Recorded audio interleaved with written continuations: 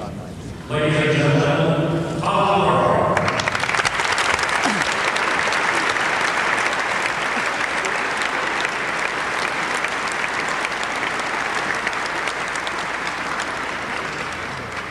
Well, good morning. I'm Colin Crawford. I'm the President and CEO of Mac Publications. This is an exciting, newly formed joint venture between Ziff Davis and IDG, which is now responsible for publishing Mac Week and Macworld. And I'd like to welcome you all on behalf of the sponsors to Boston and Macworld Expo. You know, more than any other computer company, Apple continues to attract a great deal of media attention, and today is no exception. For me, and I expect for many of you, the last year in the Mac markets felt like being a bit on an emotional roller coaster. You know, highs of optimism followed by troughs of near despair as Apple wrestled with its turnaround strategy.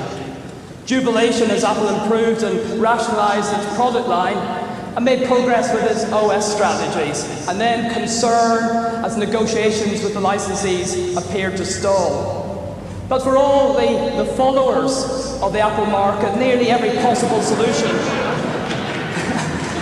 every possible solution for Apple has been analysed and dissected. There's certainly no shortage of pundits, to give advice.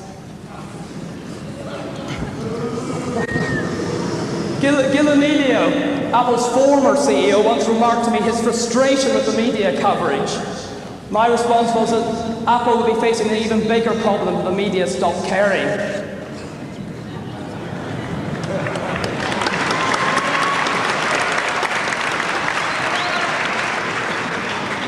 Despite all the issues and problems of the past couple of years, the passion and loyalty remain. People want the Apple Macintosh market to be successful and return to a state of sustained profitability and growth.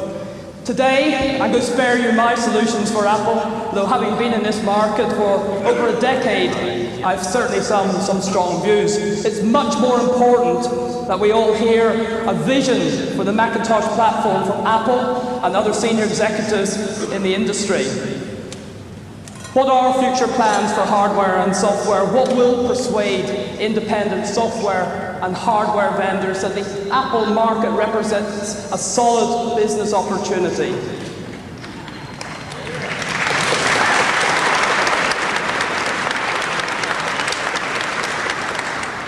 I want to leave Macworld Expo at the end of the week with evidence that the Macintosh platform is still one of the most exciting segments of the computer industry.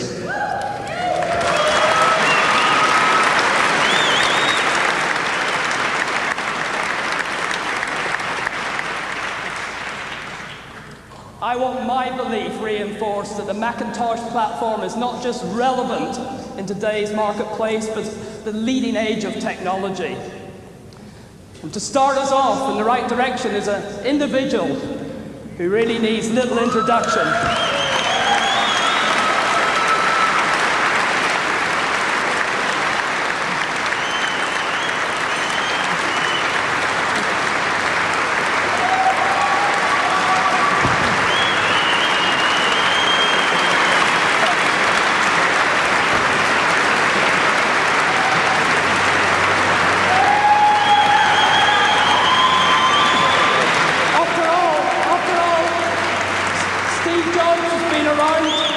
Since the very first Macintosh.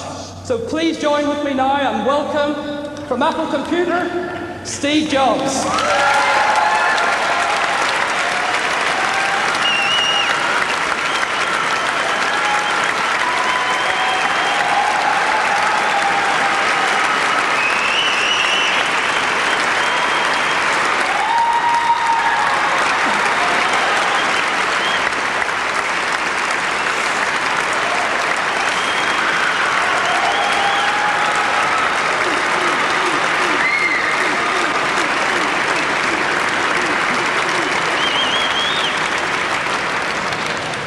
Thank you very much for that warm welcome. Now I guess I'm going to have to give a speech. I came today to give you a status report on what's going on and to try to fill you in on some of the steps we're taking to get Apple healthy again. As you know, I'm the chairman and CEO of a company called Pixar, and thank you. And I, like a lot of other people, are pulling together to help Apple get healthy again, and I am extraordinarily confident that that is going to happen. Now, when I started to get involved, a lot of people gave me advice. And some of the advice that was the most popular was Apple has become irrelevant. There was a great one that was Apple can't execute anything. And another one was the Apple culture is anarchy. You can't, no one could manage it. You've read all these things in the press. And after 4 weeks, here's what I found. Quite the opposite of these things, actually. Apple's not relevant as it used to be everywhere, but in some incredibly important market segments, it's extraordinarily relevant. And I want to share some of that with you today. Apple is executing wonderfully on many of the wrong things. The ability of the organization to execute is really high, though. I mean, I've met some extraordinary people at Apple. There's a lot of great people at Apple. They're doing some of the wrong things because the plan has been wrong.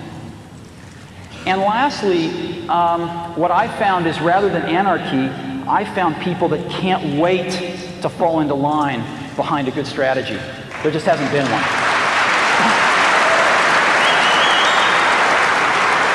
So,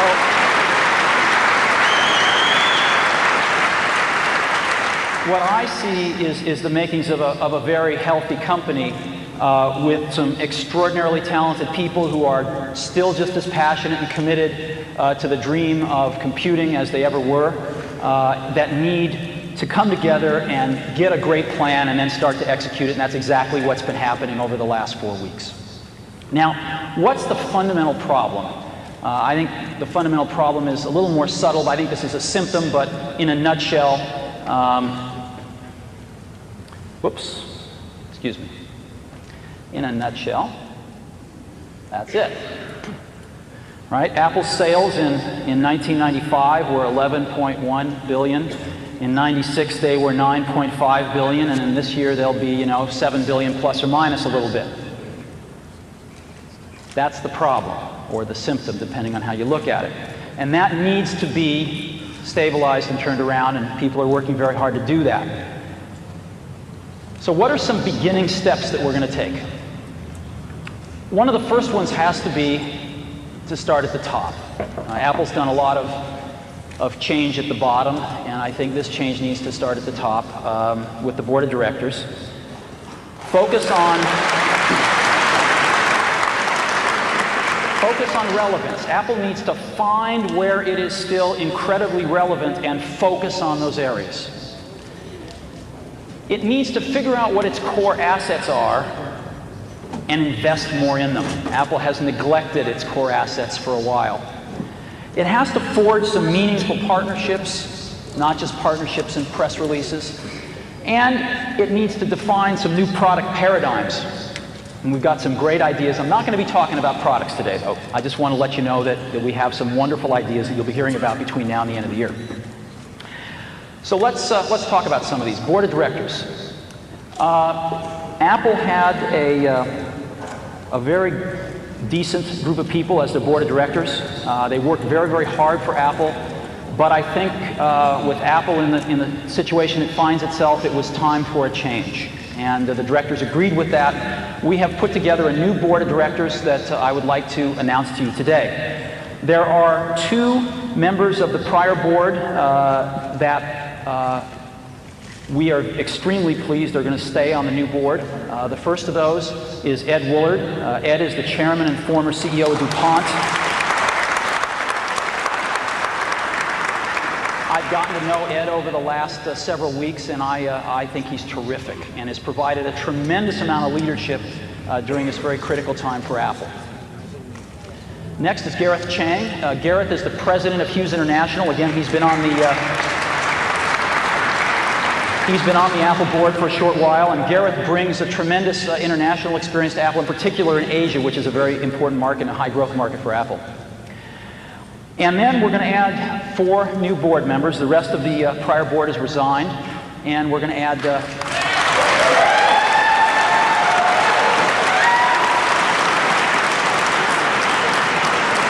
we're going to add 4 new board members to carry the company forward. The first is Larry Ellison, CEO of Oracle.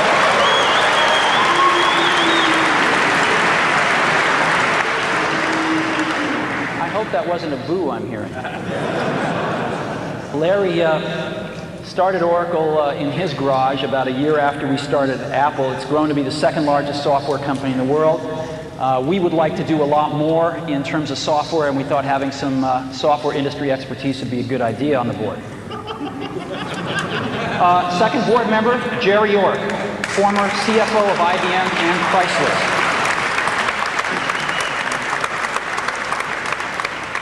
Jerry did a lot of the turnaround work at Chrysler and IBM, and is extremely well known and respected in the financial community for his work. The third new board member is Bill Campbell, CEO of Intuit.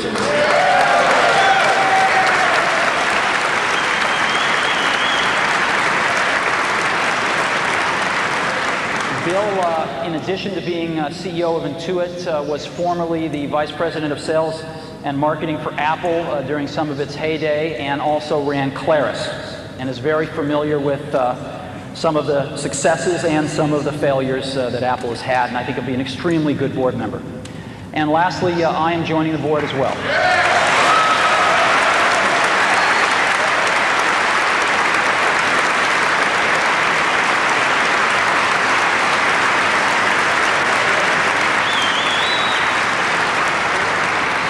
I'd like to just take a moment and thank the outgoing board members. I think it has not been an easy job to be a board member of Apple over the last few years, and these are very decent people, and they've been trying very hard to do the right thing for the company. And to welcome our new board members, I think we have a really exciting task ahead of us to help the management team and guide Apple back to health and to prosperity. And so I hope you'll agree that this is a pretty sweeping change. We're adding a tremendous amount of industry expertise. We are not naming a chairman at this time. We're going to wait till we have a new CEO and sort things out when that happens at that time. Now, I put together a little video. If you'd like, I'll show it to you. That just we asked the board members a few questions, and you can just maybe get a little familiar with them. Would you like to see it? Let's go ahead and roll that.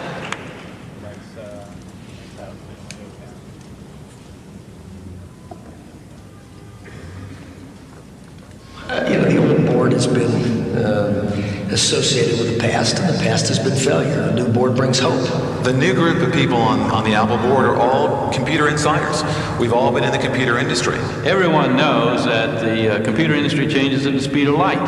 Now we have people who clearly can help us articulate and understand where the niches are, where Apple can compete and successfully win. So a lot of times we try to focus on ourselves, re-engineer ourselves internally, and we forgot sometimes who pays the bills. It's the customer out there pays the bills. One of the things that bothered me years ago was when they raised prices. I thought that was it made me think that Apple didn't understand the outside world. I think Apple needs to worry less about competing with Microsoft and worry more about doing things that are different. That's back to innovation. It's back to creativity. It's back to vision. No one's really going to believe Apple can be successful until we get the revenues and the costs back in line, and that means we got to start growing the revenues again. Companies have to look at everything they're doing and determine, what are core competencies, what are the core parts of the business. In a sense, Apple is trying to do too many different things. We need to focus on a handful of things and do them really, really well. Well, I was on the Citicorp board in 1991. The price of the stock was $9 a share, and there was many negative articles being written about Citicorp was going bankrupt. The price today is $130. Mainly because we did the fundamental things that were necessary to focus on the customer and focus on having a highly successful business. At Chrysler, we had to take nearly $4 billion out of the cost structure to get Chrysler fully competitive, particularly with the Japanese? I've seen this at DuPont, I've seen it at IBM, I've seen it at Citicorp. The success starts to generate additional success. Well, the confidence has to start with a clear vision. What are we trying to accomplish? What are we trying to do? You take that vision down to a strategy.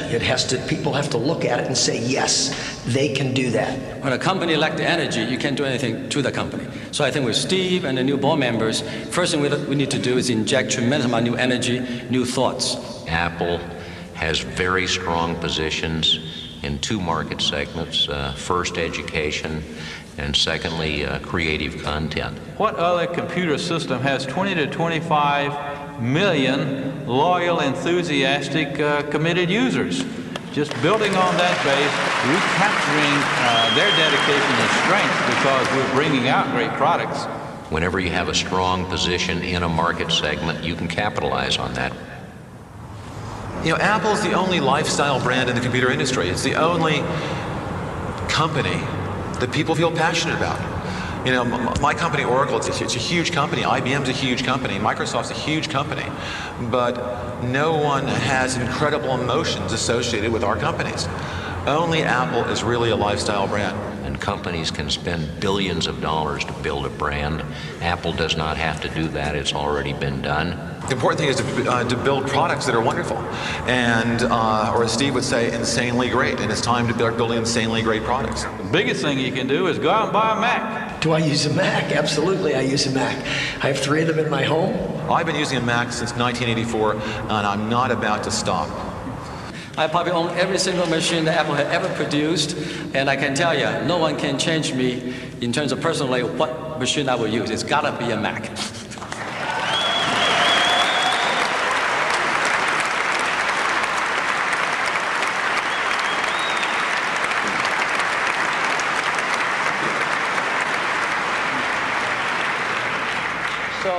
As you can see, this is a pretty diverse group of people, a lot of deep industry expertise who come together to say, hey, this world's a lot better place with a healthy Apple computer in it.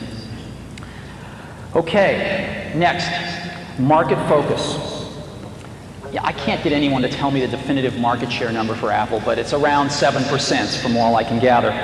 And the question is, where is Apple relevant? Where is Apple still the dominant player? Which market segments? And there are 2. The first one I call creative content. It's publishing, design, pre-press, etc. It's creative professionals using computers. And what's interesting is Apple is still the dominant market leader for creative professionals. By far. It's like 80% of the computers used in advertising and graphic arts, design, pre-press, all Macintoshes. And 64% is the best number I could find. 64% of all internet websites are created using a Mac. It's amazing.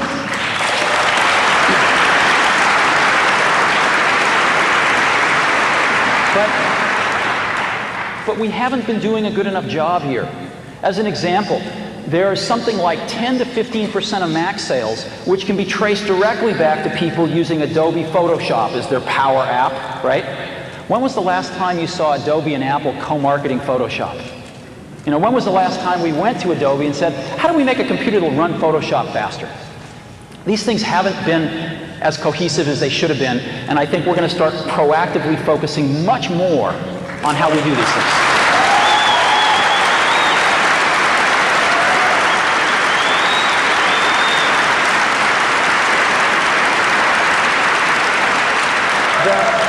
The second market is one that's very close to my heart, is education. Apple put the first computers in education. Apple did it again with the Macintosh. And Apple is still the dominant leader in education. Now, I'm going to ask you a question. Who is the largest education company in the world? Who's the largest education company in the world?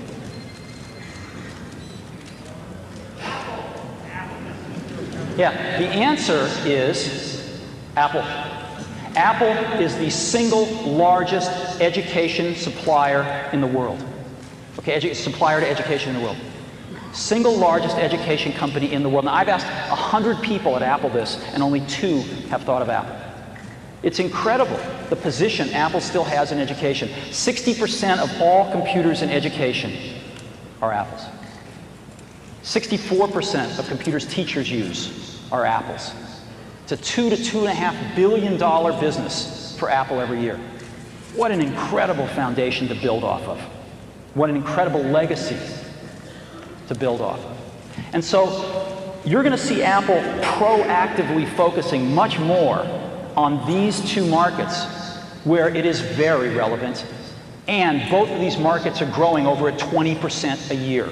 Now, Apple's share is shrinking in these markets slowly, but I think you're going to see that stabilize and turn around, and you're going to see Apple grow with these markets because it's going to do a much better job of focusing where its relevance is and where its legacies lie.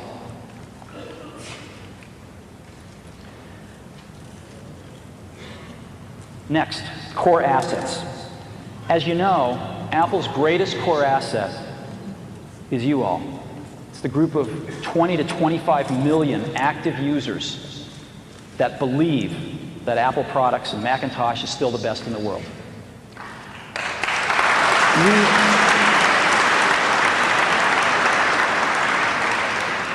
I don't think we've been doing a good enough job taking care of you. Have you called I've called the support lines myself.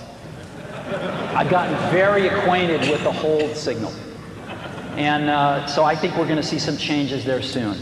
And I apologize for anything in the past.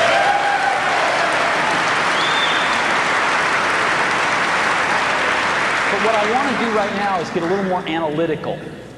And I want to say, sort of from a more analytical standpoint, what are Apple's core assets? And there's 2 of them that I've been able to uncover.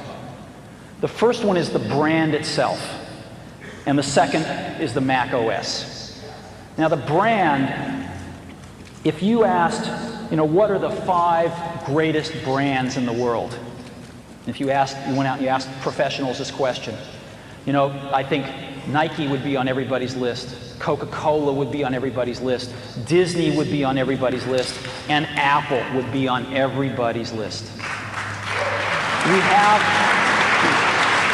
We have one of the world's greatest brands, and we haven't paid much attention to it in the last several years, and I think you're going to see that start to change. And now I want to focus on the Mac OS. The Mac OS is an incredibly core asset to Apple, and we've been walking all over it. I mean, most people think that we're about to abandon the Mac OS. Most people think that, Macintosh OS 8, which we just released, was codenamed Tempo, as you know, right? So we just released Tempo. Most people think our next release next year, which is codenamed Allegro, will come out, but then our next release will be Requiem. And it's crazy. It's absolutely crazy. The Mac OS is still the best thing in the world. It is still the best thing in the world. There are over 20 million active users. The number's a little closer to 25 million. There are thousands of developers, and there's $1.5 billion software industry built around this thing. This is one of the core assets of the company. And we are going to invest a lot more in it because we think it is an incredible asset and it has yet to really be fully exploited. Apple is about the Mac OS. We're going to be doing other things because we're creative people. But at the core, Apple is about the Mac OS. And all of the fears that I've heard of people that we're abandoning it are absolutely not true. Our latest release, Mac OS 8, I've got some really good news for you. We released this thing 2 weeks ago, and we have already sold 1.2 million copies.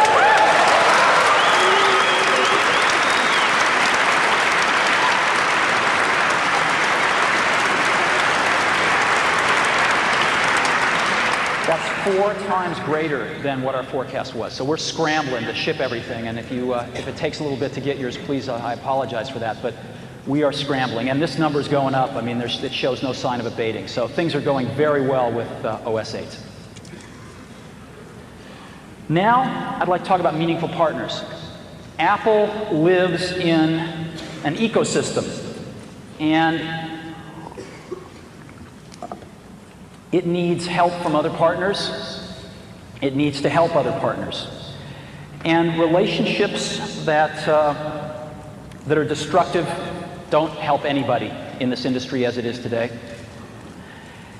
So during the last several weeks, we have looked at some of the relationships, and one has stood out as a relationship that hasn't been going so well, but had the potential, I think, to be great for both companies. And I'd like to announce one of our first partnerships today, a very, very meaningful one, and that is one with Microsoft.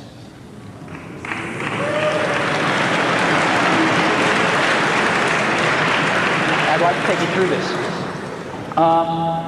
The discussions actually began because there were some patent disputes. And rather than, I know, rather than repeating history, I'm extremely proud of both companies that they have resolved these differences in a very, very professional way. And this has led, I think, to an overall relationship that we're announcing today that's got several parts to it, and we're extremely excited about. First part of it is a patent settlement and cross-license. The two companies have reached a full cross-license for all patents that exist and for patents that are filed within the next 5 years, and it has been a very serious patent settlement. The second part of this is Microsoft is committing to release Microsoft Office on Macintosh for the next 5 years.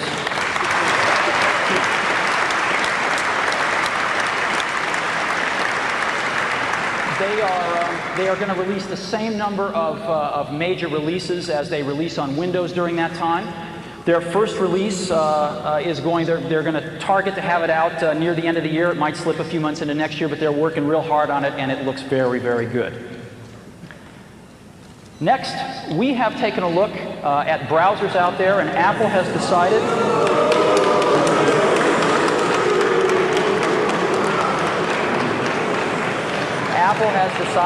to make Internet Explorer its default browser on the Macintosh. Since we believe in choice,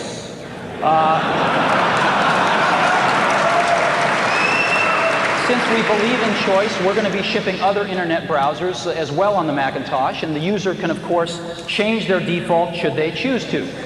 But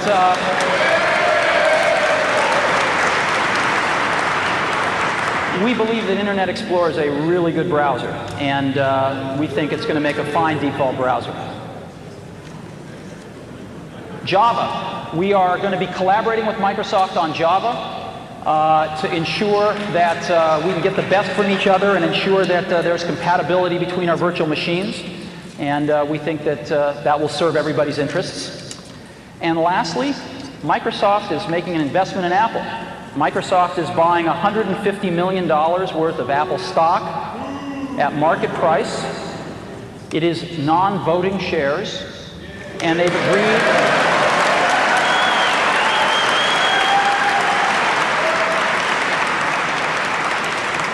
agreed not to sell them for at least 3 years.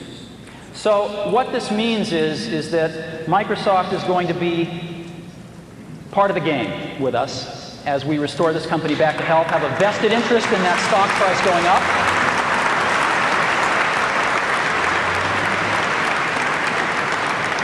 We're going to be working together on Microsoft Office, on Internet Explorer, on Java, and I think that it's going to lead to a very healthy relationship. So it's a package announcement today. We're very, very happy about it. We're very, very excited about it. And I happen to have a special guest with me today via satellite downlink. And if we could get him up on the stage right now.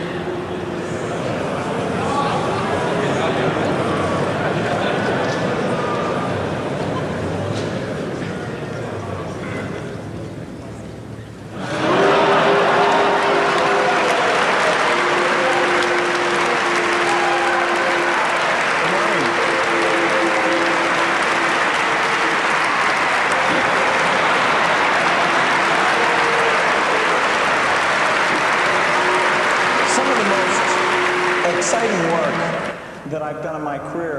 has been the work that I've done with Steve on the Macintosh. Whether it's the first introduction or doing products like Mac Excel, these have been major milestones. And it's very exciting to renew our commitment to the Macintosh. We have over 8 million customers using Microsoft software on the Macintosh. We make it very easy for people to use Macintosh to take their documents and work with all kinds of machines. We're very excited about the new release we're building. This is called Mac Office 98. We do expect to get it out by the end of this year. And we've got some real exciting features. It's a product that's going to require no setup. It's going to be an easy transition from people in the past. And I think it's going to really set a new benchmark for doing a good job with performance and exploiting unique Mac features. In many ways, it's more advanced than what we've done on the Windows platform. We're also excited about Internet Explorer. And we've got a very dedicated team that's down in California that works on that product. And the code is really specially developed for the Macintosh. It's not just a port of what we've done in the Windows environment. And so we're pleased to be supporting Apple. We think Apple makes a huge contribution to the computer industry. We think it's going to be a lot of fun helping out, and we look forward to the feedback from all of you as we move forward doing more Macintosh software. Thanks.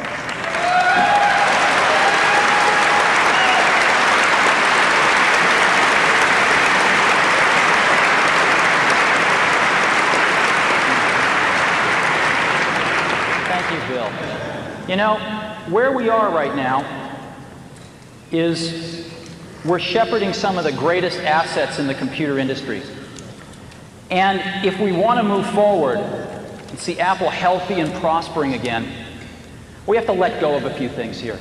We have to let go of this notion that for Apple to win, Microsoft has to lose.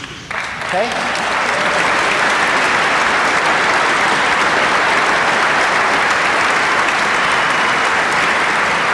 We have to embrace a notion that for Apple to win, Apple has to do a really good job.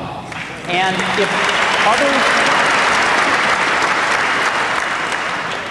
if others are going to help us, that's great. Because we need all the help we can get. And if we screw up and we don't do a good job, it's not somebody else's fault, it's our fault. So I think that's a very important perspective. I think if we want Microsoft Office on the Mac, we better treat the company that puts it out with a little bit of gratitude. We'd like their software. So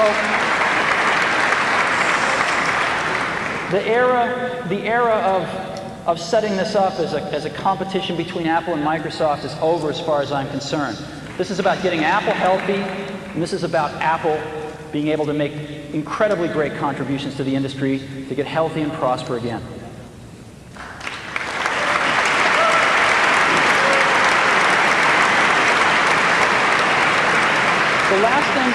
The last perspective I'd like to leave with you on this is, you know, sometimes points of view can really make you look at things differently. When you hear a new point of view, like for me, when I was looking at the statistics, and it hit me that Apple is the largest education company in the world. That was like a bolt of lightning. That's huge. What an incredible base to build off of. Another bolt of lightning is that Apple plus Microsoft equals 100% of the desktop computer market. And so,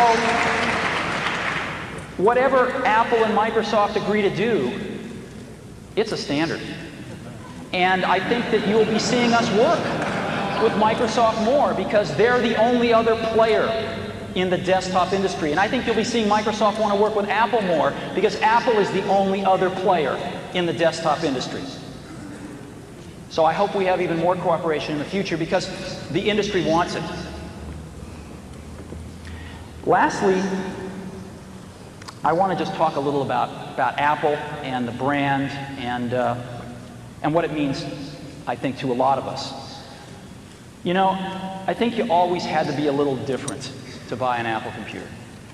When we shipped the Apple II, You had to think different about computers. I mean, computers were these things you saw in movies. They occupied giant rooms. They weren't these things you had on your desktop. You had to think differently because there wasn't any software at the beginning. You had to think differently when a first computer arrived at a school where there'd never been one before, and it was an Apple II. I think you had to think really differently when you bought a Mac. It was a totally different computer, worked in a totally different way, used a totally different part of your brain, and it opened up a computer world for a lot of people who thought differently. You were buying a computer with an installed base of 1. You had to think differently to do that. And I think you still have to think differently to buy an Apple computer. And I think the people that do buy them do think differently, and they are the creative spirits in this world. They are the people that are not just out to get a job done, they're out to change the world. And they're out to change the world using whatever great tools they can get. And we make tools for those kinds of people. So hopefully, what you've seen here today are some beginning steps that give you some confidence that we too are going to think differently and serve the people that have been buying our products since the beginning. Because a lot of times people think they're crazy, but in that craziness we see genius, and those are the people we're making tools for. Thank you very much.